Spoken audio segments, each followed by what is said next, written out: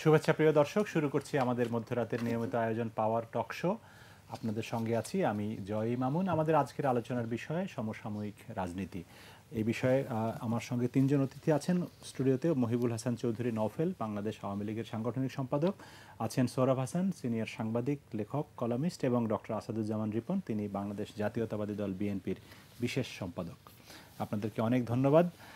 সৌরভ হাসান, আপনাকে দিয়ে শুরু করি। রাজনীতির দুজন ব্যক্তি আছেন এখানে, তাদের সঙ্গে আমরা পরে আলোচনা যাব। রাজনীতিতে অনেক ধরনের আলোচনা চলছে, বিশেষ করে আগামী জাতীয় সংসদ নির্বাচনকে সামনে রেখে এখন নানা ধরনের আলাপ আলোচনা, গুঞ্জন শোনা যাচ্ছে। সরকারি দল, মাননীয় প্রধানমন্ত্রী বিভিন্ন জায়গায় যাচ্ছেন, নির্বাচনী জনসভা করছেন, নৌকা মার্কায় ভোট চাচ্ছেন। আবার বিএনপির তরফ থেকে বলা হচ্ছে যে তারা নির্বাচনের জন্য প্রস্তুত। আজকেও বিএনপির মহাসচিব বলেছেন যে 300 আসনেই তারা প্রার্থী দেওয়ার জন্য প্রস্তুত আছেন, কিন্তু নির্বাচনের সহায়ক সরকার হলেই তারা নির্বাচনে যাবে। তো সব মিলিয়ে আপনার কাছে কি মনে হচ্ছে, রাজনীতির সুবাতাস নাকি? ধন্যবাদ। গণতান্ত্রিক ব্যবস্থায় নির্বাচনের তো বিকল্প নেই। এখন নির্বাচনটা কেমন হবে, কিভাবে হবে, কার অধীনে হবে, এটাই হচ্ছে বিতর্কের বিষয়। এখন আওয়ামী লীগ ক্ষমতায় আছে, তারা এক ধরনের কথাবার্তা বলছে, বিএনপি বিরোধী দলে আছে, তারা আরেক ধরনের কথাবার্তা বলছে। এটা যদি উল্টো হতো, ঠিক বিএনপি এখন ক্ষমতায়, আওয়ামী লীগ বিরোধী দল, মানে ক্ষমতার বাইরে, ক্ষমতার বাইরে, তাহলে আজকে রিপন ভাই যা বলতেন, এখন বিরোধী দলও ক্ষমতায়, রিপন ভাই যা বলতেন নফল ভাই ওই কথাটাই বলবেন আশা করি। সুতরাং আমাদের রাজনীতি এই, কিন্তু একটা নির্বাচন নিয়ে আমার মনে হয় যে 46 বছর অনেক সময় একটা সমঝোতায়, একটা মতৈক্যে আসা উচিত যে নির্বাচনটা কিভাবে হবে।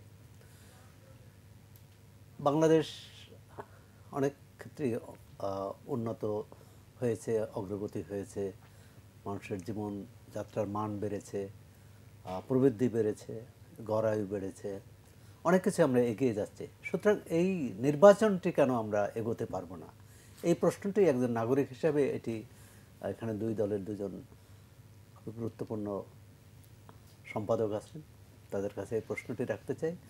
একই সঙ্গে নির্বাচনটাই তো আবার গণতন্ত্র না। গণতন্ত্রের নির্বাচন ছাড়া গণতন্ত্র হয় না, কিন্তু নির্বাচন সুষ্ঠু হলেই আবার গণতন্ত্র হয় না। যেটি আমরা দেখেছি যে নির্বাচিত সরকারই সবসময় গণতান্ত্রিক সরকার হয় না, তাহলে হিটলারও পৃথিবীতে গণতান্ত্রিক সরকার প্রতিষ্ঠা করতে পারতেন, আরো অনেকে। কিন্তু এখন সেটা কিভাবে করা, আর হচ্ছে যে যদি ভাবে যে যারা ক্ষমতাসীন এবং ক্ষমতার বাইরে আছেন, তারা যদি ভাবেন দেশটা সবার, আমরা সবাইকে নিয়ে যদি এগোতে চাই, এগোতে পারি, তাহলে কিন্তু এই সমস্যাটা অনেকটাই কমে যায়। কিন্তু আমাদের ঐতিহাসিক কতগুলো দুর্ঘটনা আছে, সেটা 1975-এর দুর্ঘটনা, 1981 সালের, এবং 2000, বিশেষ করে আমি 3টি দুর্ঘটনার কথা বলবো। 2004 সালে এই এই এই দুর্ঘটনাগুলোর যদি আমরা একটি সঠিক মীমাংসায় আসতে পারতাম, বা এটা ব্যাপারে কাছাকাছি আসতে পারতাম, যেমন 15 আগস্টের 15ই আগস্টের হত্যাকাণ্ডের বিচার হয়েছে, সেটি কিন্তু একটা, এখন আর এটি নিয়ে বিতর্ক নেই। এমনকি 1981 সালে জিয়া রহমান হত্যাকাণ্ডের বিচার এক ধরনের হয়েছে, যদিও হত্যার বিচার হয়নি, সেনা অভ্যুত্থানের বিচার হয়েছে এটি নিয়ে। এরপর এরশাদ, আমরা স্বৈরাচারকেও তাড়িয়েছি, এবং আওয়ামী লীগ বিএনপি মিলেই কিন্তু তাড়িয়েছে।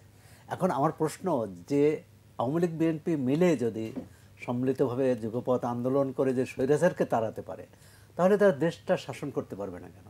মানে গণতান্ত্রিক ধারাবাহিকতা রক্ষা করতে পারবে না, যে কারণে কখনো সেনা সমর্থিত সরকার আসে, কখনো একতরফা নির্বাচন হয়। এর থেকে আমরা বেরিয়ে আসার একটা পথ বের করতে হবে, এবং সেটা রাজনৈতিক নেতৃত্বই করতে হবে।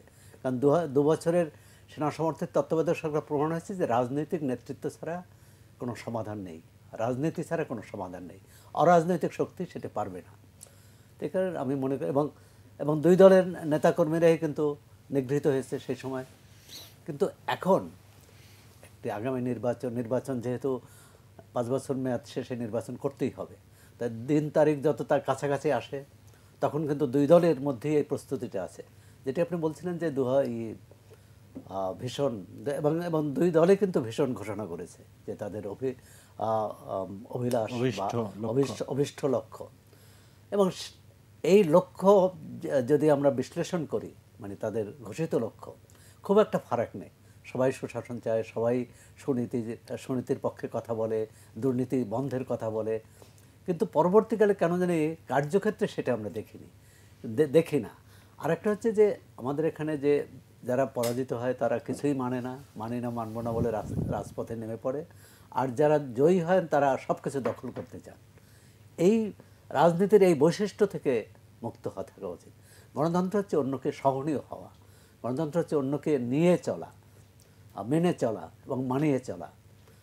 আমি মনে করি যে রাজনৈতিক নেতৃত্ব তাদের স্বার্থেই এবং বিশেষ করে বৃহত্তর জনগণের স্বার্থে এখন যে রাজনীতির যে ধারা চলছে তার থেকে বেরিয়ে এসে নতুন ধারা তৈরি করবে, যেটি তারা ভিশন 2021 বা 2030 সবটাই কিন্তু তারা, অথবা 2041 সবটাই কিন্তু তারা একটা খুবই এবং এখন মধ্যম আয়ের দেশ থেকে উচ্চ মধ্যম আয়ের দেশের কথা বলি এবং আরও এগিয়ে উন্নত দেশের কথা বলি।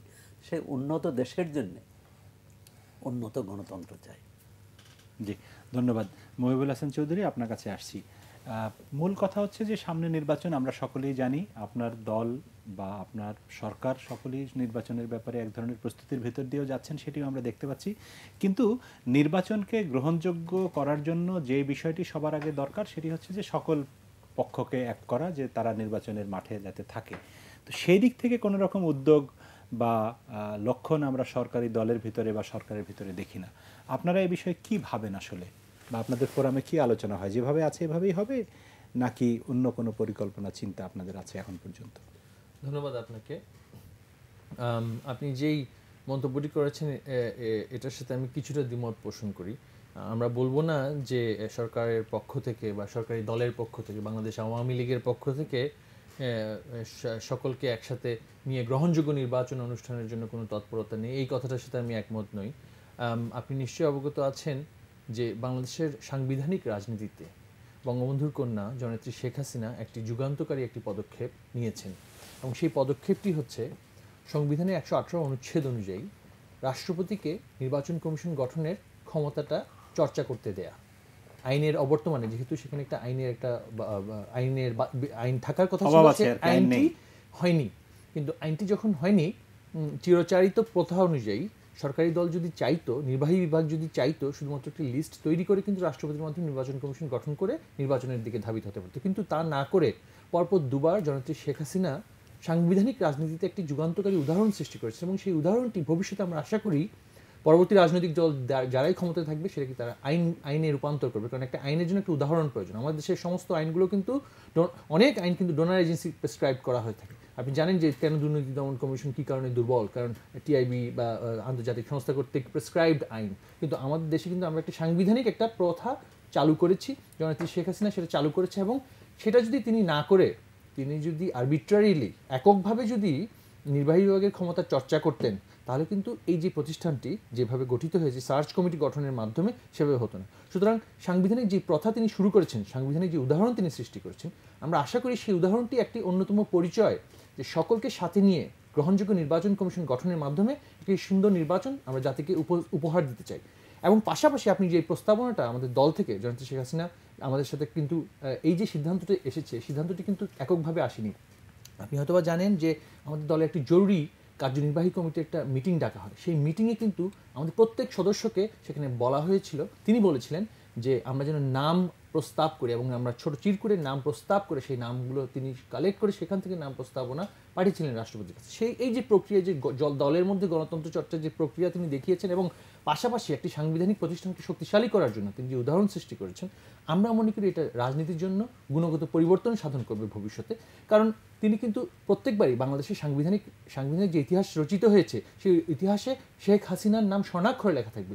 যেমনটি করে তিনি একটি সম্পূর্ণ নির্বাচন ব্যবস্থায় গুণগত পরিবর্তন আনার জন্য তত্ত্বাবধায়ক সরকারের জন্য তৎকালীন সময়ে আমরা যেহেতু নির্বাচন কমিশনের প্রতি আস্থা ছিল না, সেহেতু সেই রাজনৈতিক সংগ্রামের মাধ্যমে তত্ত্বাবধায়ক সরকারের যে প্রক্রিয়াটা চালু করেছিলেন, পরবর্তীতে তত্ত্বাবধায়ক সরকারের যে অ্যাবিউজ করার কারণে তত্ত্বাবধায়ক সরকার যে বিপথে পরিচালিত হয়েছিল, এবং আমাদের মহামান্য সুপ্রিম কোর্ট যেই রাষ্ট্র ব্যবস্থাপনাটাকে অবৈধ বলে রায় দিয়েছিলেন, সেটাকে আবার বাস্তবায়ন করে কিন্তু আমরা আবার সংবিধান সংশোধন করে কিন্তু আমরা আবার চাইলে কিন্তু যে নির্বাহী বিভাগের হাতে কিন্তু সম্পূর্ণ জিনিসটা ছেড়ে দেওয়া যেত, কিন্তু তিনি তা করেননি। সুতরাং আমি বলবো যে আমাদের দল থেকে সম্পূর্ণ আমরা অঙ্গীকারবদ্ধ যে একটি সুস্থ এবং গ্রহণযোগ্য নির্বাচন আমরা জাতিকে উপহার দেওয়ার জন্য আমরা অঙ্গীকারবদ্ধ এবং সেই লক্ষ্যে আমরা কাজ করে যাচ্ছি। হ্যাঁ, রিসোর্সের সংকট থাকতে পারে, কিন্তু আমরা বলবো যে আমাদের ফেইথের, আমাদের যে সদিচ্ছার কোনো সংকট নেই এখানে। এবং এটা প্রমাণ করেছি আমরা এই কিছুদিন আগে যে কুমিল্লা নির্বাচন হয়েছে, নারায়ণগঞ্জে নির্বাচন হয়েছে, এর মাধ্যমে আমরা প্রমাণ করেছি, এবং যে ইউনিয়ন পরিষদগুলো নির্বাচন হয়েছে, হ্যাঁ নির্বাচনে সহিংসতা হয়েছে, এটা কি অস্বীকার করতে পারবে না। বিএনপি যখন ক্ষমতা ছিল তখনও স্থানীয় সরকারগুলোর নির্বাচনে সহিংসতা হয়েছে, কিন্তু সদিচ্ছার কিন্তু আমাদের সরকারের কোনো অভাব নেই। এবং জননেত্রী শেখ হাসিনা ইতিমধ্যে সুনামগঞ্জে কিন্তু তিনি একটা মন্তব্য করেছেন যে আমি যদি প্রধানমন্ত্রী নাও থাকি, এই যে ক্ষমতা চিরকাল ধরে রাখার যে প্রবণতা রাষ্ট্র নেতাদের মধ্যে দেখা যায়, জননেত্রী শেখ হাসিনা কিন্তু শুধুমাত্র বাংলাদেশের প্রধানমন্ত্রী নয়, তিনি কিন্তু একজন রাষ্ট্রনায়ক হিসেবে সারা পৃথিবীতে সমাদৃত হয়েছেন, এবং তিনি চান যে বাংলাদেশে ভবিষ্যতে একটি গ্রহণযোগ্য নির্বাচনের মাধ্যমে প্রত্যেক রাজনৈতিক দল অংশগ্রহণ করেই সেই নির্বাচনে অংশগ্রহণ করবে। এখন সেইখানেই তো আপনি যে কথাগুলি বলেছেন এগুলো তো আমরা জানি, এবং আমরা এগুলোকে অ্যাপ্রিসিয়েটও করি যে প্রক্রিয়া নির্বাচন কমিশন গঠিত হয়েছে এটি নিঃসন্দেহে একটি ভালো, মানে টেলিফোন করেও বলে দিয়ে নির্বাচন কমিশন গঠন করা যেত, সেটি তিনি না করে সার্চ কমিটি করেছেন, সেটি নিঃসন্দেহে কিন্তু ভালো উদ্যোগ। কিন্তু সমস্যাটা তো অন্য জায়গায়। সমস্যাটা হচ্ছে যে নির্বাচনকালীন সরকার কারা হবে, এই নির্বাচন কমিশন কোন সরকারের অধীনে কাজ করবে, সেটি নিয়ে তো বিতর্ক রয়েছে। সেই জায়গায় কি ভাবেন আপনারা? সংবিধানে সুনির্দিষ্ট করে বলে দেওয়া হয়েছে একটি নির্বাচিত সংসদ আর একটি নির্বাচিত সংসদকে তারা ক্ষমতা হস্তান্তর করবে। এখন নির্বাহী বিভাগ কিন্তু বর্তমানে যে সরকার নির্বাহী বিভাগ পরিচালনা করছেন, নির্বাহী বিভাগ তারাই পরিচালনা, কিন্তু আমরা ইতিমধ্যে কিন্তু বিগত নির্বাচনে যেটি বিএনপি বর্জন করছিল তখন কিন্তু জননেত্রী শেখ হাসিনা তাদেরকে আমন্ত্রণ জানিয়েছিলেন সেই নির্বাচনকালীন সরকারে অংশগ্রহণ করার জন্য। এই আমন্ত্রণটা এখনো আছে। এখন বিষয়টি হচ্ছে যখন আমন্ত্রণটা করা হয়েছিল তখন কিন্তু সেটা অত্যন্ত কদর্যভাবে, বিশ্রীভাবে সেটাকে পরিত্যাগ করা হয় এবং নির্বাচন বর্জন। আমরা আগামী নির্বাচনের আলাপ করছি। বিষয়টি হচ্ছে আগামী নির্বাচনের সময় এবং প্রেক্ষাপটে সেটা নির্ধারণ করবে সেই আমন্ত্রণ করার মতন, কিন্তু আমাদের সদিচ্ছার কিন্তু অভাব নেই। সুতরাং সেই আমন্ত্রণ হবে কি হবে না রাজনৈতিক পরিস্থিতি এবং পরিবেশের উপর নির্ভর করবে। এবং আমি নিজে ব্যক্তিগতভাবে মনে করি রাজনৈতিক দল হিসেবে যেহেতু বিগত দিনেও বাংলাদেশ আওয়ামী লীগ সদিচ্ছার প্রকাশ ঘটিয়েছিল, এবং আগামী দিনেও আমরা আশা করি আগামী দিনেও আমাদের সবার কিন্তু একটা প্রত্যাশা যে সুন্দর নির্বাচন অনুষ্ঠিত করার জন্য জননেত্রী শেখ হাসিনা তার সদিচ্ছার অভাব নেই, এবং তিনি কিন্তু সঠিক সময়ে সঠিক সিদ্ধান্তটা নেবেন।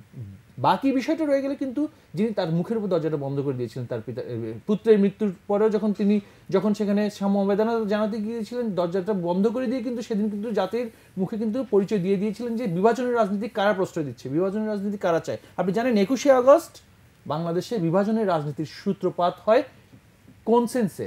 জীবন মৃত্যুর ব্যাপারে আমরা রাজনীতিবিদরা শঙ্কিত হয়ে গিয়েছিলাম। সেই বিভাজনটি আজ পর্যন্ত চলছে, কিন্তু সেই বিভাজনটি পূর্ণ করতে, সেই বিভাজনটা কাটিয়ে ওঠার জন্য জননেত্রী শেখ হাসিনার কোনো সদিচ্ছার অভাব নেই। তিনি বারবার সেই সদিচ্ছা প্রকাশ করেছেন, কারণ বাকিটাও কিন্তু আরেকটি রাজনৈতিক দলের উপরে, এবং আমরা কিন্তু এই ব্যাপারে সবসময় সদিচ্ছা। ধন্যবাদ। আসাদুজ্জামান রিপন, আপনার কাছে জানতে চাই যে আপনার দলের মহাসচিবও যে বলেছেন আজকে যে নির্বাচনকালীন সরকার, এ বিষয়ে আপনারা কি চিন্তা করছেন? আসলে বাংলাদেশ জাতীয়তাবাদী দলের মতো দল বা আওয়ামী লীগের মতো দল, এই সমস্ত বড় দলগুলোতে একটা নির্বাচনে অংশগ্রহণ করার মতো সামগ্রিক প্রস্তুতি প্রতিদিন থাকে। রাজনৈতিক দলগুলো ক্ষমতা থাকুন আর বিরোধী দলে থাকুন না কেন, প্রতিদিনই তাদের জনমত পরীক্ষায় অবতীর্ণ হতে হয়, পরবর্তী নির্বাচনের জন্য তাদের প্রস্তুতি নিতে হয়। অর্থাৎ ভোটটা যখনই হোক না কেন, এই যে আপনার যুক্তরাজ্যে জুন মাসের প্রথম সপ্তাহে ইলেকশনটা হবে, 3 মাস আগেও ভাবা যায়নি যে হঠাৎ করে ইলেকশন হবে। সুতরাং ওখানকার দেশের জনগণ ইলেকশনে যাবেন, রাজনৈতিক দলগুলো অংশগ্রহণ করবে।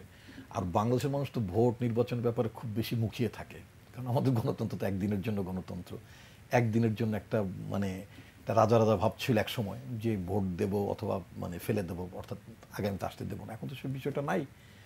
এখন তার জনগণ তো আর আপনার বা এমপি বানান না, জনগণ কর্তৃক সরকার গঠন হয় না।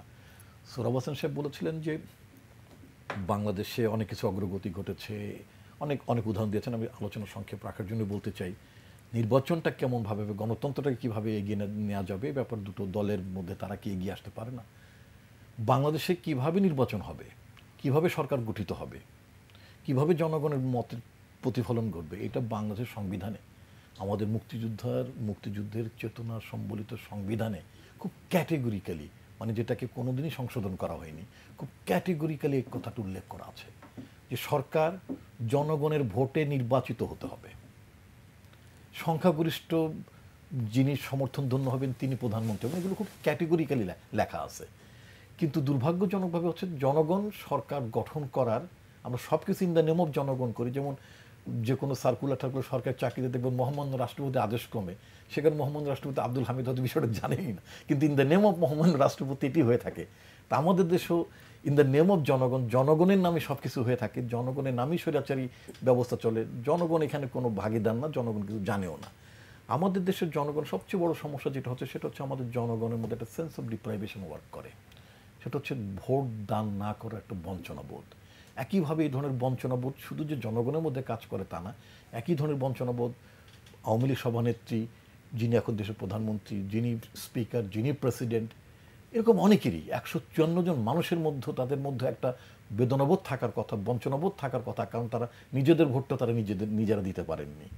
তো সুতরাং এই জনগণের ভোটাধিকারটা, জনগণের ক্ষমতায়ন, এম্পাওয়ারমেন্ট অফ দ্য পিপল, ক্ষমতায় কে গেলেন that is not important. BNP ক্ষমতায় ছিল, বিএনপি ক্ষমতায় নেই, আওয়ামী লীগ ক্ষমতায় একসময় ছিল, মাঝখানে অনেকদিন ছিল না, আবার ক্ষমতা এসেছে, আবার ক্ষমতায় থাকবে কিনা সেটা জনগণই ডিসাইড করার কথা। কিন্তু এর মধ্য দিয়ে এই যে আমাদের দেশটা বহু বছর স্বাধীন হলো, আমরা এত বছরের মধ্যে আমাদের যেই জনগণের আমরা সমস্ত কথা বলি, এই জনগণের ক্ষমতায়নটা আমরা কতটুকু করতে পেরেছি, জনগণের কাছে আমার সরকার কতটা দায়বদ্ধ, জনগণের কাছে রাজনৈতিক দল কতটা দায়বদ্ধ, নির্বাচন কমিশন কতটুকু দায়বদ্ধ।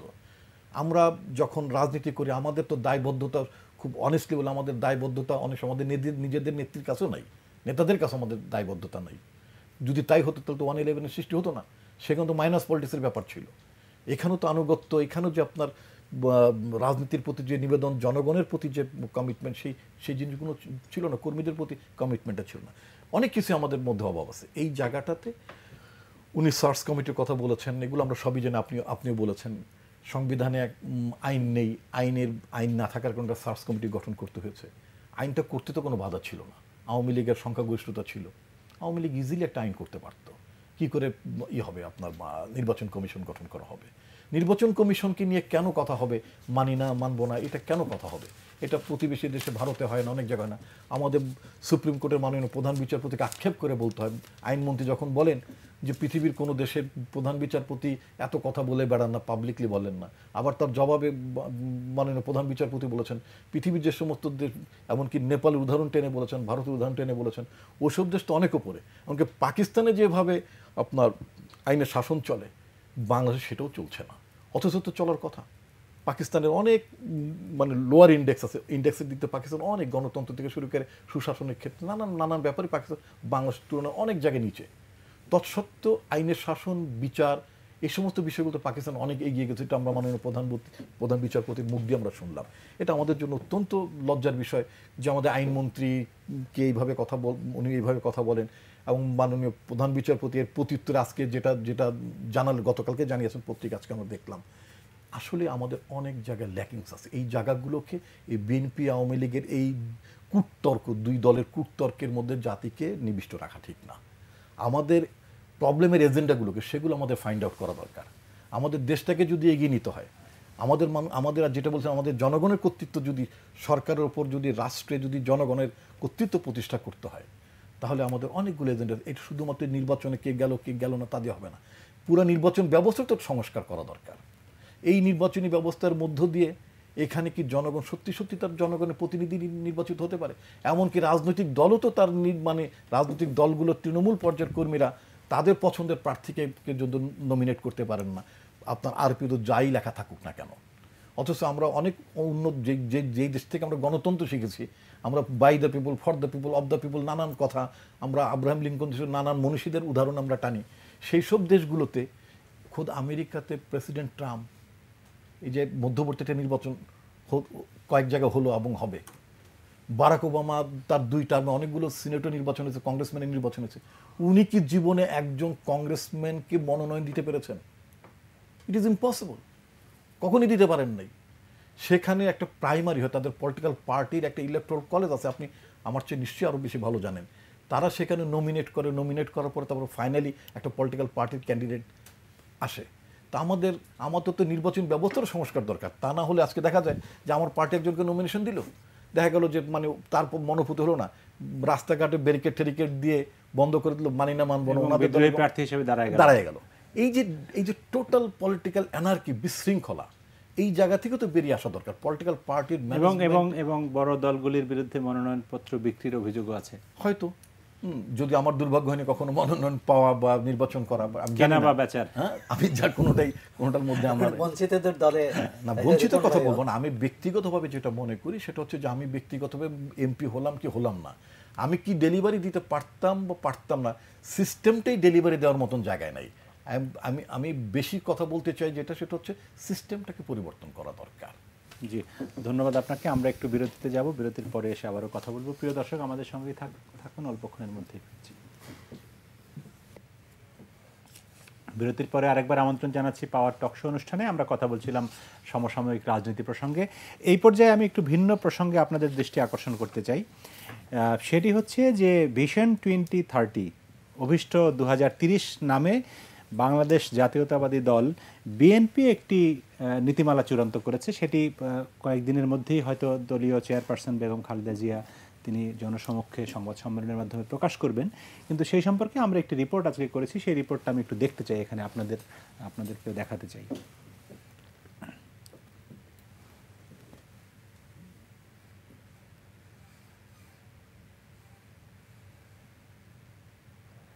ঐক্যবদ্ধ হন। দেশের মানুষকে নতুন করে স্বপ্ন দেখাতে চান খালেদা জিয়া, আনতে চান রাজনীতি ও রাষ্ট্র পরিচালনার নীতিতে ইতিবাচক পরিবর্তন।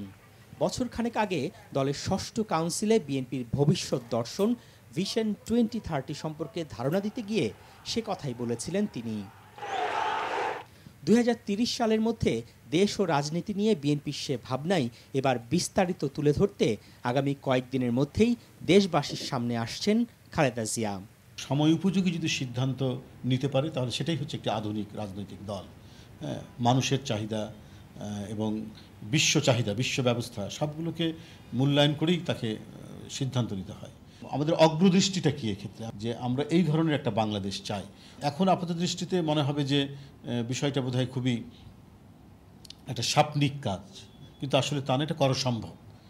এই সম্ভব কাজগুলোর কথাই ভিশনের মধ্যে তুলে ধরা হয়েছে। আগামী দিনে জনগণের যে প্রত্যাশা, দেশকে নিয়ে, তাদের নিজেদেরকে নিয়ে, নাগরিক যে ভাবনা, তার তো প্রতিফলন তো করতে হবে। এবং এটার একটা কমিটমেন্ট জনগণের কাছে তো একটা রাজনৈতিক দলে থাকা উচিত। কি থাকছে বিএনপির ভিশন 2030 মহাপরিকল্পনায় বিস্তারিত না জানালেও সিনিয়র নেতারা ধারণা দিলেন রাষ্ট্র পরিচালনায় সুনীতি, সুশাসন এবং সুসরকারের সমন্বয়, প্রধানমন্ত্রীর একক ক্ষমতা হ্রাস, দ্বিকক্ষ বিশিষ্ট সংসদ, সাংবিধানিক প্রতিষ্ঠান দলীয়করণ মুক্ত করা, বিচারক নিয়োগের যোগ্যতা নির্ধারণী আইন, বিচার বহির্ভূত হত্যাকাণ্ড বন্ধ করা, দুর্নীতি দমন আইন সংস্কার, বাংলাদেশকে উচ্চ মধ্যম আয়ের দেশ করা, সন্ত্রাস ও জঙ্গিবাদ দমনে কঠোরতা, এক দশকের মধ্যে দেশ থেকে নিরক্ষরতা দূরীকরণ এবং মুক্তিযুদ্ধের মূল্যবোধ হবে জাতীয় ঐক্য ও প্রেরণার উৎস।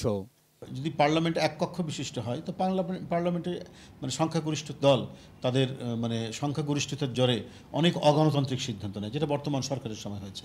আইনসভা যেন না হয়ে উঠতে পারে, একক ক্ষমতার অধিকারী না হতে পারে। এই যে চেক অ্যান্ড ব্যালেন্স, রাজনৈতিক অস্থিরতা এবং গণতন্ত্রহীনতা এবং আইনের শাসন, যে প্রতিষ্ঠানগুলি সব ভেঙে পড়েছে, এগুলোর একটা সমাধান, সংস্কার, পরিবর্তনের, গুণগত পরিবর্তনের প্রয়োজন আছে। তো সেখানে আমরা মোটামুটি আমাদের অবস্থানগুলো পরিষ্কার করেছি।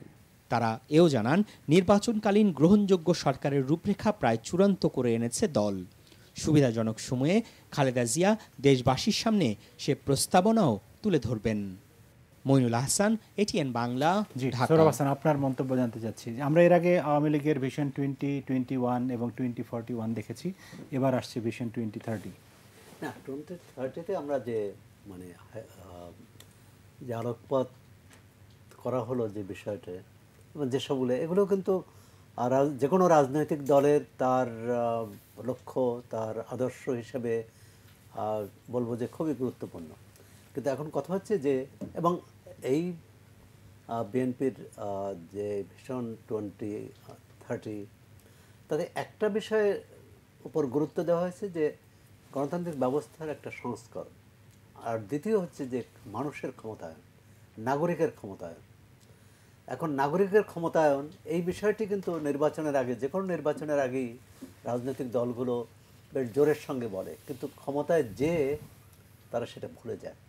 আর যে দল ক্ষমতায় যেতে পারে না তার প্রধান লক্ষ্য হচ্ছে যে কীভাবে পরবর্তী নির্বাচনে ক্ষমতায় যাবে, সুতরাং তারাও এটি বিস্তৃত হয়ে যায়।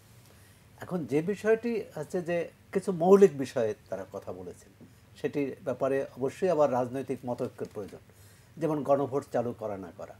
এখন হতে পারে যে যদি তারা 2/3 সংখ্যাগরিষ্ঠতা পায় তাহলে যে কোনো বিরোধী দলের বিরোধিতা সত্ত্বেও তারা এটি করতে পারবে। আরেকটি বলছে দ্বিকক্ষ বিশিষ্ট, এটাও কিন্তু মৌলিক পরিবর্তন। এই দুটো বিষয়ে আমি দেখলাম যে মৌলিক পরিবর্তন যেটি করতে হলে সংবিধান পরিবর্তন করতে হবে।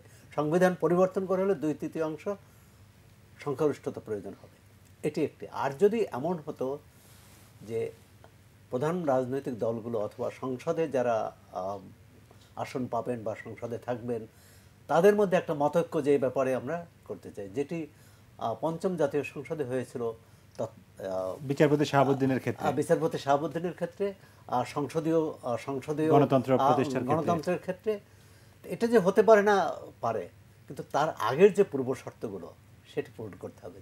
তার আগে একটি নির্বাচন হতে হবে, নির্বাচনটি সব দল অংশ নিতে হবে। না, সেই আলোচনা তো আমরা প্রতিনিয়ত করছি, কিন্তু সেই এটার মধ্যে আমি মনে করি যে বেশ কিছু ইতিবাচক। না, আমি একটু স্পেসিফিক এই ভিশন 2030 বিষয়ে কয়েকটা জিনিস আপনার দৃষ্টিভঙ্গিতে জানতে চাই। যেমন ধরেন দ্বিকক্ষ বিশিষ্ট সংসদ, এটি বাংলাদেশের বাস্তবতায়, বাংলাদেশের রাজনৈতিক চর্চার ভিতর দিয়ে যে এসছি আমরা, সেখানে দ্বিকক্ষ বিশিষ্ট সংসদের প্রয়োজন আছে কিনা আপনি কি মনে করেন? না, প্রয়োজন আছে নেই এটা কিন্তু বলা যাবে না। আবার প্রয়োজনটা এটি গণতন্ত্রের জন্য এটি জরুরি বা এটি একমাত্র পূর্বশর্ত তাও নয়। কারণ কথা হচ্ছে যে আমরা দেশকে কিভাবে চালাতে চাই। এখন যে ব্যবস্থা আছে তাতে সংসদে যারা নির্বাচিত হবে তারাই জাতীয় গুরুত্বপূর্ণ রাষ্ট্রীয় বিষয়ে সিদ্ধান্ত নেবেন। এখন যদি মনে করে, এবং তারা দলীয় লোক, দলের মনোনয়ন নিয়ে নির্বাচিত হন, যদি রাজনৈতিক নেতৃত্ব মনে করে যে না, রাজনীতির সঙ্গে যারা যুক্ত, রাজনৈতিক দলের সঙ্গে যুক্ত, রাজনীতি যারা করেন এর বাইরেও মানুষ দেশের ভালো চান, দেশের কল্যাণ চিন্তা করেন, বা তারাও দেশকে অনেক বেশি কিছু দিতে পারেন, তাহলে কিভাবে তাদের অংশগ্রহণ নিতে পারে। এখন যে ব্যবস্থা আছে যে সব দলেরই আমরা দেখি যে আওয়ামী লীগ সমর্থক বুদ্ধিজীবী আছে, পরামর্শক আছে, রাষ্ট্রবিজ্ঞানী আছে, সমর্থক বুদ্ধিজীবী আছে, রাষ্ট্রবিজ্ঞানী আছে, পরামর্শক আছেন। এখন এই যে উপদেষ্টা মণ্ডলী দুই দলের দেখেন, এবং সেখানে তারা কিন্তু তাদের যদি জিজ্ঞেস করেন তারাও বলবে যে আমরা তো দল করি না। এমনকি যদি ওই রাজনৈতিক দলকে জিজ্ঞেস করেন তারা বলবে তারা তো দলের না। এমনকি যখন দ্বিমত হয় তখন বলেন যে এটা তো দলের কেউ না। আর যদি যখন পক্ষে গেলে তো বলেন যে এটাই হচ্ছে, এটাই জরুরি। হ্যাঁ, সুতরাং সেক্ষেত্রে কিন্তু এইরকম দেশের লেখক, বুদ্ধিজীবী, শিল্পী, সাহিত্যিক, সাংবাদিক, অর্থাৎ সরাসরি রাজনীতির সঙ্গে যুক্ত নন, কিন্তু দেশ নিয়ে ভাবেন, চিন্তা করেন এবং দেশকে কিছু দিতে পারেন, তাদের অংশগ্রহণ রাজনৈতিক প্রক্রিয়ায় নেওয়াটা দোষের নয়। কিন্তু সে ব্যাপারেও আমি মনে করি দুই প্রধান দলের অন্তত যে একটা মতৈক্যে, এর বাইরেও কিন্তু একটা সংস্কারের প্রস্তাব আসছে। যে বিষয়টি নিয়ে এই দ্বিকক্ষ বিশিষ্ট সংসদের কথা বলতে যে রিপন ভাই যেটা বললেন যে একতরফা সিদ্ধান্ত হয়, যে সংসদে তারা এমন অনেক সময় অগণতান্ত্রিক সিদ্ধান্ত নেয়। নির্বাচনের ক্ষেত্রে একটা যেটাই আছে যে আনুপাতিক হারের প্রতিনিধিত্ব, যেটা আমরা দেখছি 2014 বাদ দিলাম, 2001 এবং 2008 নির্বাচন চিন্তা করুন, যে ভোট এবং আসন প্রায় একেবারে পরস্পর বিরোধী। যে 3 ভাগ বা 10 ভাগ ভোট কম পেয়ে আপনি আসন পেলেন 1/10, আসন পেলেন 1/10, তাই এটি তো প্রতিনিধিত্ব হলো না। তাহলে এরও একটি কিভাবে করা যায়। আরেকটি বিষয় যেটা এখানে নেই বা তা থাকতে পারে কিনা, যেটা রিপন ভাই বলছিলেন, কে প্রতিনিধিত্ব করবে, মানে গণতন্ত্রের মানে দলে সেই গণতন্ত্র আছে কিনা। দলীয় প্রধান বা দলের কোনো নেতা সিদ্ধান্ত নেবেন যে আমি অমুককে মনোনয়ন দেব, বা সংসদীয় বোর্ডও কিসের ভিত্তিতে মনোনয়ন দেন, মনোনয়নটা তৃণমূল থেকে আসতে হবে, আরেকটি বিষয় যেটা এখানে আছে কিনা আমি জানি না, যে নারীর প্রতিনিধিত্ব, নারীর ক্ষমতায়ন, যেটি দুই রাজনৈতিক দলই কিন্তু জনগণের কাছে প্রতিশ্রুতিবদ্ধ ছিলেন যে তারা 2020 সালের মধ্যে 1/3 প্রতিনিধিত্ব করবেন, এবং এই সংসদে যদি আইন পরিবর্তন না হয় তাহলে কিন্তু সংরক্ষিত আসন থাকছে না। আগামী নির্বাচনে 2008 সালে আওয়ামী লীগের প্রতিশ্রুতি ছিল কিন্তু যে 1/3 সংরক্ষিত আসন হবে এবং সেটি সরাসরি ভোটে হবে, মানে সাংসদদের ভোটে নয়। তাই অনেকগুলো বিষয় আছে আগামী নির্বাচনকে সামনে রেখে আমার মনে হয় যে এই যে চর্চা, এই যে তর্ক বিতর্ক, এগুলো সামনে আনা ভালো, যে জনগণের সিদ্ধান্ত নেবে যে কোনটি। ধন্যবাদ আপনাকে। আমরা আসাদুজ্জামান রিপন আপনার কাছে আসতে চাই, যে আলোচনা আমরা এখানে দেখলাম যে ভিশন 2030 নিয়ে অনেকগুলো কথা ইতিমধ্যে সোহরাব হাসান বলেছেন, এর বাইরে যদি আপনি কিছু যুক্ত করতে চান। বিষয়টা হচ্ছে যে আপনার আসলে বিএনপি করি আমরা, আওয়ামী লীগের মধ্যে অনেক ভালো প্রস্তাব থাকে, বিএনপির মধ্যে এরকম আছে। এই বিষয়গুলো খুব বেশি বিতর্ক করার কোনো সুযোগ আমার মনে বিরুদ্ধবাদী যারা আছেন তাদেরও নাই।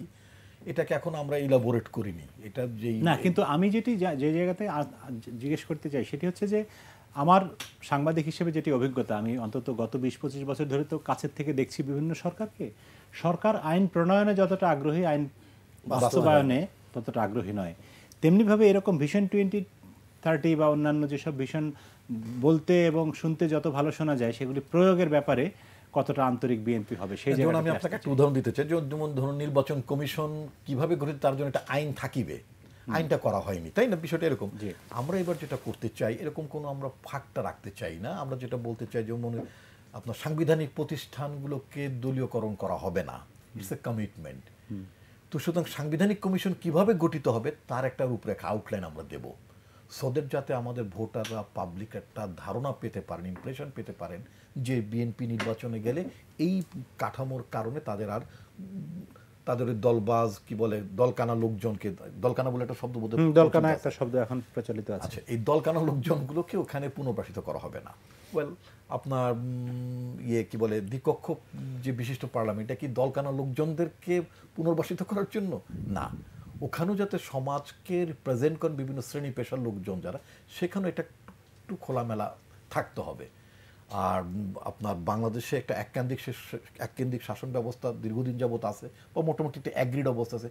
এটা খুব ভাইটাল প্রশ্ন যে আমরা যে দ্বিকক্ষ বিশিষ্ট পার্লামেন্টের কথা বলছি, এটা আমাদের এটা একটা মৌলিক পরিবর্তন তো বটেই। আমরা যদি 2/3 মেজরিটি যদি আমাদের দল পায়ও, তারপরেও যে আমরা এটা মানে গায়ের জোরে, অর্থাৎ গায়ের জোরে মানে যেহেতু স্ট্রেংথ আছে, সেই স্ট্রেংথের কারণে আমরা ইমপ্লিমেন্ট করবো তা না। এই বিষয়গুলো নিয়ে কিন্তু আমরা স্টেক হোল্ডার যারা আছেন তাদের সাথে আমরা কথা বলতে চাই। আমাদের পার্টি চেয়ারপারসনটা কথা বলেছেন যে তিনি যদি চিন্তা ভাবনার ক্ষেত্রে অথবা প্রতিনিধিত্বের ক্ষেত্রে তিনি যদি খুব সংখ্যালঘিষ্ঠ হন, কিন্তু তার থেকেও যদি কোনো উত্তম প্রস্তাব আসে সেটা আমরা অ্যাকসেপ্ট করব। অর্থাৎ একেবারেই সংখ্যাগরিষ্ঠতার জোর দিয়ে এটা আমরা চালাতে চাইব না। বাংলাদেশটা তো আসলে আমাদের অনেক বছর হয়ে গিয়েছে। আমাদের রাজনীতি সম্পর্কে, রাজনৈতিক দলগুলো সম্পর্কে কিন্তু আমাদের ইয়াং জেনারেশন যারা আগামী দিনে ভোটারদের মধ্যে একটা বড় অংশ যারা ধারণ করবেন, এদের কিন্তু আমাদের সম্পর্কে ধারণা খুব ভালো নয়। রাজনীতি বা রাজনৈতিক দলগুলো সম্পর্কে নেতিবাচক ধারণাটা অনেক বেশি প্রকট।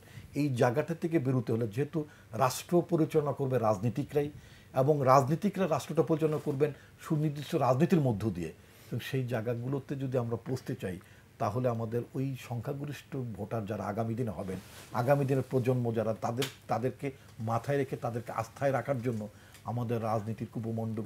আরেকটা জিনিস আমি একটু জানতে চাই আপনার কাছে, সেটি হচ্ছে যে প্রধানমন্ত্রীর একক ক্ষমতা হ্রাস করার ব্যাপারে একটা প্রস্তাবনা এখানে আছে। এটি খুবই গুরুত্বপূর্ণ, কারণ এখন বাংলাদেশের সকল ক্ষমতা প্রধানমন্ত্রীর হাতে ন্যস্ত। শুধু তাই না, একসময় রাষ্ট্রপতি শাসিত সরকার ছিল, এরশাদ সাহেবের আমলে যে অফিসটা ছিল ওইখানে রাষ্ট্রপতির শব্দের বদলে প্রধানমন্ত্রীর প্রতিস্থাপিত হয়েছে, আর কোনো কিছু গুণগত পরিবর্তন হয়নি। কার্যালয়টা যদি প্রধানমন্ত্রীর কার্যালয়, ওইটুকু বলবো না, আমি বলবো যে রেসপন্সিবিলিটিস, পাওয়ারস যা কিছু প্রেসিডেন্ট এক্সারসাইজ করতেন সমস্ত কিছুই এক্সারসাইজ হচ্ছে সেইখানে, মানে সেই জায়গাটাতে সংস্কারটা কিভাবে হবে? এখন থেকে সংসদীয় ব্যবস্থায় কিন্তু এখন যেভাবে চলে, আমি বরাবরই বিভিন্ন টকশোতে বলেছি যে এখন যেভাবে চলছে না, সেই 91 সালে এটা তো পরিবর্তন হয়নি, সেটা বলছে যে 91 সাল থেকে বর্তমান, আমি যদি আপনি তাই বলেন খুব ঠিক আছে, মানে এরশাদের পতনের পর থেকে, যখন থেকে আমরা রাষ্ট্রপতি শাসিত সরকার থেকে বের হলাম, এই যাবৎকালে যা চলছে সেটাকে সংসদীয় গণতান্ত্রিক ব্যবস্থা বলা যায় না। কোনোভাবেই না। প্রধানমন্ত্রী শাসিত এটা সরকার, প্রধানমন্ত্রী শাসিত সরকার রাষ্ট্রপতি শাসিত বলাটাই সরকারের বদলে এক্স্যাক্টলি, আমি আপনার সাথে একেবারে শতভাগে একমত। এটা প্রধানমন্ত্রী শাসিত ব্যবস্থা। এই প্রধানমন্ত্রী শাসিত ব্যবস্থার পরিবর্তে আমাদের সংসদীয় ব্যবস্থা প্রতিষ্ঠা করতে পারি, অ্যাকাউন্টেবিলিটি আরও বেশি এনশিওর হবে, এবং 70 অনুচ্ছেদটাও সাথে সাথে এটা উড়িয়ে দিতে হবে। ওই 70 অনুচ্ছেদ রেখে আপনার সংসদীয় ব্যবস্থা কার্যকর করা যাবে না। 70 অনুচ্ছেদ রেখে কোনোভাবেই আপনার এই পার্লামেন্টকে কার্যকর করা, জবাবদিহি করা, এটা করা সম্ভব হবে। ধন্যবাদ আপনাকে নফল চৌধুরী। প্রথমত আমি বলবো যে প্রধানমন্ত্রী শাসিত সরকার বলে আমরা যে কথাটা বলছি, আসলে সরকার তো প্রধানমন্ত্রী শাসিত নয়। নির্বাহী বিভাগ যেভাবে পরিচালিত হয়, প্রধানমন্ত্রী নির্বাহী বিভাগের প্রধান হচ্ছেন মাননীয় প্রধানমন্ত্রী, কিন্তু সরকার কিন্তু সংসদে সংখ্যাগরিষ্ঠ দলে কিন্তু সরকার গঠন করছে। এখন আমাদের, আপনি নিশ্চয়ই অবগত আছেন, রুলস অফ বিজনেস বলে একটি আইন আছে, সুনির্দিষ্ট একটা কিভাবে কোন মন্ত্রণালয় কিভাবে পরিচালিত হবে সেই রুল অফ বিজনেস আইন না, রুল অফ বিজনেস এর মেকানিজম, বাট এটা কিন্তু এখন আইন হিসেবেই কিন্তু আমরা দেখছি। আচ্ছা, যাই হোক, এটা মানে আইন কি বিধি সেটা, but it is how ministries are operating. So এটা একটা প্রথা, ইনস্ট্রুমেন্ট, এটা of course it's an instrument. And বিষয়টি হচ্ছে রুলস অফ বিজনেস যখন আমাদের প্র্যাকটিক্যালি বাস্তবায়ন হয়, রুলস অফ বিজনেস অনুসারে যখন মন্ত্রণালয়গুলো পরিচালিত হয়, সেখানে কিন্তু আমরা প্রধানমন্ত্রী কিন্তু একক এখতিয়ার সেখানে কোথাও কিন্তু রাখা হয়নি। সেটা যদি আপনি অধ্যয়ন করেন সেখানে দেখবেন যে প্রধানমন্ত্রী কিন্তু একক এখতিয়ার নেই। কিন্তু প্রথা যেটা হয়ে গিয়েছে, যে প্র্যাকটিক্যাল যে প্রথাটা, সেটা হয়ে গিয়েছে যে সারসংক্ষেপ অনেকাংশেই সেখানে পাঠানোর একটা বাধ্যবাধকতা রীতি হিসেবে সেটা প্রতিষ্ঠিত হয়েছে। সুতরাং এটা আমি মনে করি না যে এটা কোনো আইন পরিবর্তনের মাধ্যমে বা প্রণয়নের মাধ্যমে এটা আসলে সমাধান করা সম্ভব। এটা আসলে আমাদের যে নির্বাহী বিভাগ যেভাবে পরিচালিত হয়, আমাদের আমলাতন্ত্র যেভাবে পরিচালিত হয়, সেই পরিচালনার যে সংস্কৃতিটা দীর্ঘদিন ধরে আমাদের আমলাতন্ত্র রাষ্ট্রপতি শাসিত সরকারে অভ্যস্ত, তারা তো ওইভাবেই ফাইল রাষ্ট্রপতির দপ্তরে পাঠাবে যেই মিনিস্ট্রি থেকেই আসে। সেটা এখন পাবলিক সার্ভিস কমিশন যেভাবে করে তাদেরকে ট্রেন আপ করেছেন, এবং সেই যে সংস্কৃতিটা, সেই সংস্কৃতিটাই তো বর্তমান আমলাতন্ত্র সেটা ধারণ করছেন। তো সুতরাং সেখানে আসলে সুনির্দিষ্টভাবে কোনো আইন পরিবর্তনের মাধ্যমে বা কোনো রাজনৈতিক দলের ঘোষণাপত্রের মাধ্যমে কিন্তু সেটা কখনোই হ্রাস করা সম্ভব নয়। কারণ আপনি আমরা ব্রিটেনে যখন সংসদীয় গণতন্ত্র অধ্যয়ন করেছি, তখন কিন্তু যখন ব্লেয়ার যখন ক্ষমতায় ছিল, তখন কিন্তু প্রায় প্রধানমন্ত্রীর শাসনই ছিল, কারণ সেটা তার ব্যক্তি ইমেজের কারণে সেটা সম্ভব হচ্ছিল। এবং আপনি জানেন আমাদের দেশের দুই দলের বা অন্যান্য দলগুলো যারা প্রধানরা, তারা কিন্তু দলের মধ্যেও অনেক ক্ষমতাশালী, শক্তিশালী, এবং যার কারণে তারা যখন সরকারের প্রধান হচ্ছেন, তখন সেটা বাস্তবিকভাবে প্র্যাকটিক্যালি যেভাবে সরকার পরিচালিত সেখানে সেটা হচ্ছে, সেটা আসলে আইনের মাধ্যমে হবে না। সেটা আমি মনে করি মূলত রাজনৈতিক সংস্কৃতি এবং প্রাতিষ্ঠানিক সংস্কৃতির পরিবর্তনের একটা বিষয় আছে। আর ওর জন্যই কিন্তু প্রধানমন্ত্রীর ক্ষমতাটাকে হ্রাস করার কথাটা ওই কারণে বলা হয়েছে। প্রধানমন্ত্রী যদি ব্যক্তিগতভাবে নিজে মনে না করেন, এবং যিনি এখন এই কথাটা বলছেন, তিনি যদি যে সরকার পরিচালনা করার সময় তিনি যদি সিদ্ধান্ত নেন যে না, ভূমি মন্ত্রণালয় কি সিদ্ধান্ত হবে সেটা আমাকে সারসংক্ষেপ দেখানোর পরে সেই সিদ্ধান্ত বাস্তবায়ন হবে, সুতরাং সেখানে কোনো ধরনের ঘোষণাপত্র কিন্তু কোনো কাজ হবে না। বিষয়টা হচ্ছে সেটাই সদিচ্ছার বিষয়টি। কারণ সদিচ্ছার বিষয়টা যদি একটি রাজনৈতিক দলের থাকে, সেটা কিন্তু তখন সম্ভব হয়। আর এখানে হ্রাস বা বাড়ানোর বিষয়টি আসছে না। আমি মনে করি যে রাজনৈতিক দল হিসেবে প্রত্যেকটি রাজনৈতিক দলেরই কিন্তু জনগণের কাছে অঙ্গীকারবদ্ধ। জনগণের ক্ষমতায়নের জন্য তাদেরকে কাজ করতে হবে। নারীর ক্ষমতায়নের জন্য জননেত্রী শেখ হাসিনা সারা বিশ্বে সমর্থিত হয়েছেন। ঠিক তেমনি করে দেখুন যে সাংবিধানিক প্রতিষ্ঠানগুলো কাজ করার ক্ষেত্রে আমরা যে সংস্কৃতি ইতিমধ্যে দেখে এসেছি, সেখানে কিন্তু সাংবিধানিক প্রতিষ্ঠানগুলো কিন্তু একটা একটার উপরে নির্ভরশীল। আইন করার ক্ষেত্রে আমরা সক্ষম, আইন কিন্তু সংসদে পাশ করে দিচ্ছি, কিন্তু আইন বাস্তবায়ন করার ক্ষেত্রে আমরা আমাদের সক্ষমতা সেভাবে প্রকাশ করতে পারিনি। সেখানে কিন্তু আমাদের রিসোর্সের একটা লিমিটেশনের একটা ব্যাপার আছে। আমরা তো একটা উন্নয়নশীল দেশ। এই উন্নয়নশীল অবস্থায় আমরা সদিচ্ছার মাধ্যমে এবং রাজনৈতিক অঙ্গীকারের কারণে এই সরকার যা অর্জন করেছে সামগ্রিকভাবে, অর্থনৈতিকভাবে প্রতিষ্ঠানগুলোকে শক্তিশালী করার ক্ষেত্রেও আমি বলবো তা আসলে অন্য কোনো সরকার পারেনি। সুতরাং একটি রাজনৈতিক দল, আমি অবশ্যই স্বাগত জানাই যে একটি রাজনৈতিক দল জ্বালাও পোড়াও আন্দোলন বাদ দিয়ে, মানুষ হত্যার আন্দোলন বাদ দিয়ে, জঙ্গিবাদ পৃষ্ঠপোষকতা এবং জঙ্গিবাদকে প্রশ্রয়ের রাজনীতি বাদ দিয়ে তারা কিছুটা হলেও সৃষ্টিশীল কার্যকলাপের কথা বলছেন, সৃষ্টিশীল কথাবার্তা বলছেন। এর জন্য অবশ্যই অভিনন্দন এবং ধন্যবাদ জানাই। কারণ আমরা আশা করি যে দেশের সব রাজনৈতিক দলই রাজনৈতিক প্রক্রিয়া অংশগ্রহণের মাধ্যমে আগামী নির্বাচনে অংশগ্রহণ করে নির্বাচনকে গ্রহণযোগ্য করবে। জি, ধন্যবাদ আপনাকে। আমরা আরেকবার বিরতিতে যাব। প্রিয় দর্শক, আমাদের সঙ্গে থাকুন, অল্পক্ষণের মধ্যে ফিরে আসবো আলোচনায়। বিরতির পরে আবারও আমন্ত্রণ জানাচ্ছি পাওয়ার টক শো অনুষ্ঠানে। আমরা কথা বলছিলাম সমসাময়িক রাজনীতি প্রসঙ্গে। আমরা মোটামুটি শেষ দিকে চলে এসেছি আলোচনায়, কিন্তু ভিশন 2030 নিয়ে কথা বললে অবশ্যই ভিশন 2021 নিয়েও কথা বলতে হয়। চৌধুরী নফেল, দেখুন, ইতিমধ্যেই কাজের মাধ্যমে আমাদের দল প্রমাণ করেছে ভিশন বাস্তব, ভিশন শুধু ঘোষণাপত্র শুধু দিলেই হবে না, ঘোষণাপত্রের বাস্তবায়নের প্রয়োজন। আমরা 2008 সালের নির্বাচনের আগে কিছু সুনির্দিষ্ট অঙ্গীকার জাতির কাছে করেছিলাম। এর মধ্যে অন্যতম অঙ্গীকার ছিল যুদ্ধাপরাধের বিচার, যেটা আমরা সুষ্ঠুভাবে সম্পন্ন করেছি এবং আন্তর্জাতিকভাবে সেটা মোরলেস অ্যাকসেপ্টেবল বিচার হয়েছে, এবং সেটা কিন্তু আমরা তরুণ প্রজন্মের কাছে, যুব সমাজের কাছে আমরা অঙ্গীকারবদ্ধ ছিল, আমরা সেটা বাস্তবায়ন করেছি। সাথে সাথে আমরা ডিজিটাল বাংলাদেশ গড়ার জন্য এবং বাংলাদেশে ডিজিটালাইজ করার জন্য যে বিদ্যুতের যে প্রয়োজনীয়তা,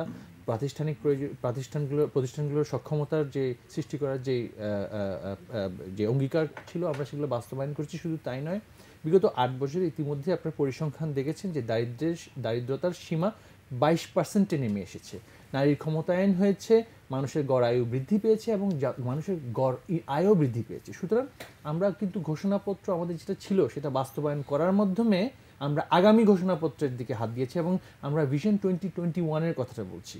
দেরিতে হলেও বিএনপি সেটা উপলব্ধি করে কিছুটা, আমি বলবো যে অনুকরণ ভালো জিনিস করা উচিত, এবং সেই সুবাদে আমি বলছি হয়তোবা তারা ভালো জিনিস, আমাদের যে প্রবণতা, রাজনৈতিক যে প্রবণতা আওয়ামী লীগের, যে ঘোষণাপত্রের মাধ্যমে জাতিকে একটি ভিশন দেওয়া, জাতিকে একটি স্বপ্ন দেখানো, অঙ্গীকার করা জাতির কাছে, সেই প্রক্রিয়ায় তারা আসতে পেরেছেন। এটার জন্য আমি ধন্যবাদ জানাই। আর ভিশন 2021 আমাদের যে, এটা কিন্তু আমাদের পূর্ববর্তী কাজের ধারাবাহিকতার একটা ফসল। এবং শুধু তাই নয়, জননেত্রী শেখ হাসিনা ইতিমধ্যেই 2030 সালের মধ্যে দেশকে উন্নত রাষ্ট্রে প্রতিষ্ঠা করার জন্য ইতিমধ্যেই তিনি জনগণের সামনে ভিশন 2030 উপস্থাপন করেছেন। আপনি 2008-এর যে যখন এটি ঘোষণা করা হয় নির্বাচনী অঙ্গীকার হিসেবে, তখনকার অনেকগুলো কথা বলেছেন। নিঃসন্দেহে সেগুলি ভালো কাজ, যুদ্ধাপরাধীদের বিচার বা অন্যান্য ডিজিটাল বাংলাদেশ, বিদ্যুতের। কিন্তু ওখানে আরেকটা জিনিস ছিল আমার খুব স্পষ্ট মনে আছে, সেটি হচ্ছে বিচার বহির্ভূত হত্যাকাণ্ড বন্ধ করা হবে, একদম পরিষ্কার ভাষায় লেখা ছিল। সেটি তো খারাপ হয়েছে আরও পরিস্থিতি। দেখুন, প্রথমত আমাদের তো সবসময় তো আমরা যে সমস্ত অঙ্গীকারগুলো 100% পূরণ করতে পারবো তা তো না। আর বিশ্ব পরিস্থিতি এখন এমন হয়েছে যে চারিদিকে সন্ত্রাসবাদের যে নতুন উত্থান হয়েছে, সেইটার কারণেই হয়তোবা অনেকাংশেই যে জঙ্গিদের বিরুদ্ধে অভিযান চালাতে গিয়ে টেকনিক্যালি কিছুটা বিচার বহির্ভূত হত্যাকাণ্ড বলে আমরা অনেক সময় সেগুলোকে সেভাবে করে ট্যাগ করছি। আমি ব্যক্তিগতভাবে মনে করি না যে সরকারের এই ব্যাপারে কোনো সদিচ্ছা আছে। এবং আপনি দেখেছেন যে র্যাবের যে সদস্যগুলো কিছুদিন আগে একটি প্রমাণ আছে যেখানে একটি তারা অপরাধমূলক কার্যক্রমে জড়িয়ে গিয়েছিল, তাদের কিন্তু আদালতে আমরা তাদেরকে বিচার করেছি এবং তাদের ফাঁসি হয়েছে। এবং যত ক্ষমতাশালী একজন মন্ত্রীর কিন্তু জামাতা কিন্তু সেখানে দণ্ডিত হয়েছেন। তো বাংলাদেশের বিচার ব্যবস্থায় এর আগে কখন সেই সরকারি দলের মন্ত্রীর আত্মীয় কখন দণ্ডিত হয়েছে বলুন? সুতরাং বিচার বহির্ভূত হত্যাকাণ্ড বন্ধ আমরাও আমরা প্রতিজ্ঞাবদ্ধ। এবং এর জন্য জননেত্রী শেখ হাসিনা কিন্তু যখন অপারেশন ক্লিন হার্টের প্রথম প্রতিবাদ তিনি করেছিলেন, এবং আমরা আশা করছি আগামী নির্বাচনের আগে বা আগামী নির্বাচনের মাধ্যমে আমরা দেশেও এই ক্ষেত্রে আমরা গুণগত পরিবর্তন সাধন করতে। ধন্যবাদ। আমরা একদম শেষ দিকে জনাব আসাদুজ্জামান রিপন, ভিশন 2021। নফেল প্রবাবলি আপনি বোধহয় চিটাগংয়ের। জি, আপনাদের পার্টির সাধারণ সম্পাদক জনাব ওবায়দুল কাদের সাহেব অতি সম্প্রতি কোণে ঘুরে এলেন। তার একটি বক্তৃতা দেশবাসী শুনেছেন, সেটা দেখে যেটা মনে হলো এবং শুনে যেটা মনে হলো, উনি দুটো বিষয় স্পষ্ট করেছেন। একটা হচ্ছে যে আওয়ামী লীগের নির্বাচনের সময় একটা বলেছেন দিন বদলের সনদের কথা বলা হয়েছিল। এরপর 2009-তে তারা কোনো ভীষণ দিতে পারেননি, কারণ একটা বিশেষ পরিস্থিতি নির্বাচন হচ্ছে, দিতে পারেননি। যাই হোক, তো ওখানে ওবায়দুল কাদের সাহেব যে কথাটি বলেছেন খুব স্পষ্ট, তাতে দুটো জিনিস মানে উঠে এসেছে। একটি হচ্ছে যে আওয়ামী লীগ ব্যাপক লুটপাটে জড়িত হয়েছে। না, সে ধরনের কোনো কথা তিনি বলেননি। উনি বলেছেন না, উনি ইন্টারপ্রেটের দরকার। উনি যা বলেছেন যে মাল কামায়া ভাগাস ভেগে যেতে হবে এবং মাল কামাই তিনি বলেছেন। আমি সেই মিটিং এ ছিলাম। আচ্ছা, আমি সেই মিটিং এ উপস্থিত ছিলাম। জনগণ পত্রিকায় দেখেছে এবং টেলিভিশন নিউজে শুনেছে। তিনি বলেছেন যে অর্থ, না, উনি কি বলেছেন সেটা জনগণ জানে, জনগণ জানে সেটা বলেন। তো মাল যে আওয়ামী লীগ বিস্তর পরিমাণে দিন বদলের, তাদের যেটা বড় মাপের দিন বদল হয়েছে, এটা মোটামুটি আওয়ামী লীগের সাধারণ সম্পাদকের বক্তব্যে ভেরি ক্লিয়ার। তো সুতরাং সেটা রং ইন্টারপ্রিটেশন, না মোটে রং ইন্টারপ্রিটেশন। এটা আওয়ামী লীগ সাধারণ সম্পাদক নিজে বলেছেন তার নেতাদেরকে হুঁশিয়ারি করে যে মালটাল যা কামাইছেন এগুলো তো ভেগে যেতে হবে এবং পালায়ে থাকতে হবে। এটা পালিয়ে থাকার কথাটা সরাসরি বলেছেন। তিনি বলেছেন যদি এই কাজ করে কেউ তাহলে যদি কাজ যদি ইফ নট বাট থাকে তিনি সেভাবে করে তিনি বলেছেন যে আপনি পুরো বক্তৃতাটা শুনলে তাহলে বুঝতে পারতেন। আমি সেখানে ছিলাম। পত্রিকায় আপনার থাকাতে তো হবে না, জনগণ যেটা জানে পত্রিকায় যেটা এসেছে কোটেশন ইন্টারপ্রেট করা যায় না। ইন্টার কোটেশন না, ইট ওয়াজ এ ফুল স্টেটমেন্ট ওনার বক্তৃতাটা। যাই হোক, আমার বক্তব্য হচ্ছে যে দিন বদলের সনদ, রাজনৈতিক দলগুলোতে এই ধরনের কমিটমেন্ট থাকা উচিত। কিন্তু আমরা যেটা দেখলাম সেটা হচ্ছে যে আওয়ামী লীগের নেতাদের ভাগ্য বদল হয়েছে, তারা ফুলে ফেপে উঠেছেন। দেশের কোনো উন্নয়ন সেইভাবে হয়নি। আর দেশের উন্নয়ন যেটা দৃশ্যমান যেটা হয়েছে সেখান থেকে ব্যাপক দুর্নীতি হয়েছে। 1 টাকার মাল 10 টাকা হয়েছে, একটা প্রজেক্ট 1000 টাকার প্রজেক্ট 4000 টাকা 5000 টাকা বেড়েছে। তো সুতরাং আওয়ামী লীগের লোকজন মোটামুটি তাদের দিন না মোটামুটি 8 বছর ভালোই যাচ্ছে।